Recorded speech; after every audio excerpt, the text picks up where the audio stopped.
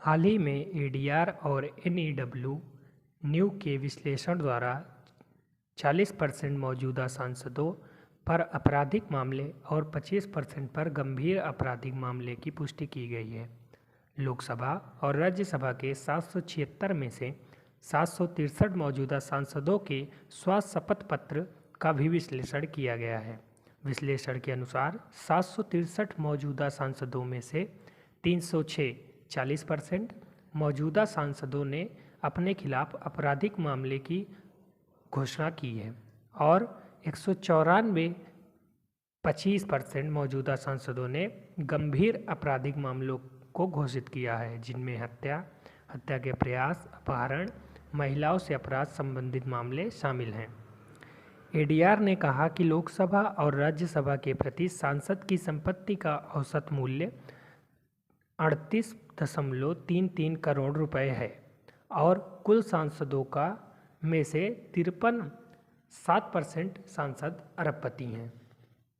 और एडीआर की रिपोर्ट के अनुसार मौजूदा लोकसभा और राज्यसभा की 776 सीटों में से 763 मौजूदा सांसदों के स्वशपथ पत्र का विश्लेषण किया गया है।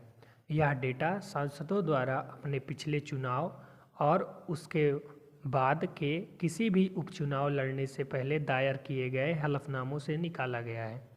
लोकसभा की 4 सीटें और राज्यसभा की 1 सीटें खाली हैं और जम्मू कश्मीर की 4 राज्यसभा सीटें अपरिभाषित हैं। 1 लोकसभा सांसद और 3 राज्यसभा सांसदों के हलफनामों का विश्लेषण नहीं किया जा सका क्योंकि ये दस्तावेज उपलब्ध नहीं थे। विश्लेषण किए गए 763 मौजूदा सांसदों में 306 40% मौजूदा सांसदों ने स्वयं को अपराधी घोषित किया है।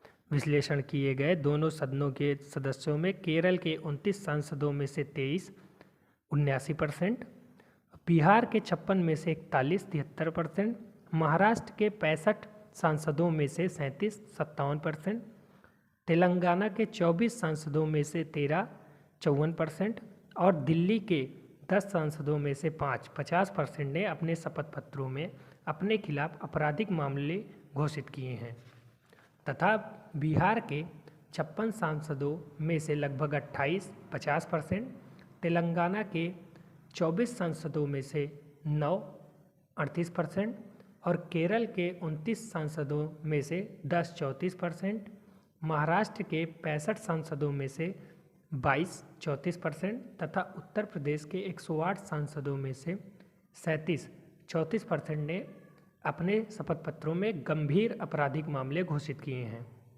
अब हम पार्टियों के आधार पर आपराधिक छवि के सांसदों की संख्या की गणना कर लेते हैं। तो बीजेपी के 385 सांसदों में से लगभग 139 36%, कांग्रेस के 81 सांसदों में से 43 53%, टीएमसी के 36 सांसदों में से 14 39%, आरजेडी के 6 सांसदों में से 5 83%, सीपीआई-एम के 8 सांसदों में से 6 75%, आप के 11 सांसदों में से 3 27%, वाईएसआरसीपी के 31 सांसदों में से 13 42% और एनसीपी के 8 सांसदों में से 3 ने अपने हलफनामे में अपने खिलाफ आपराधिक मामले दर्ज होने की घोषणा की है तथा बीजेपी के 385 में से 98 सांसद 25%, कांग्रेस के 81 में से 26 सांसद 32%, टीएमसी के 36 में से 7 सांसद 19%, आरजेडी के 6 में से 3 सांसद और सीपीआईएम के 8 में से 2 25% के 31 सांसदों में से 11 35% और एनसीपी के 8 में से 2 25% सांसदों ने अपने हलफनामे में गंभीर आपराधिक मामलों की घोषणा की है। अब एडीआर और न्यू की रिपोर्ट के अनुसार 11 मौजूदा सांसदों ने हत्या, भारतीय दंड संहिता धारा 302 से संबंधित मामलों की घोषणा की है। 32 मौजूदा सांसदों ने हत्या के प्रयास आईपीसी की धारा 307 के मामलों की घोषणा की है, जबकि 21 मौजूदा सांसदों ने महिलाओं के खिलाफ अपराध से संबंधित मामलों की घोषणा की है।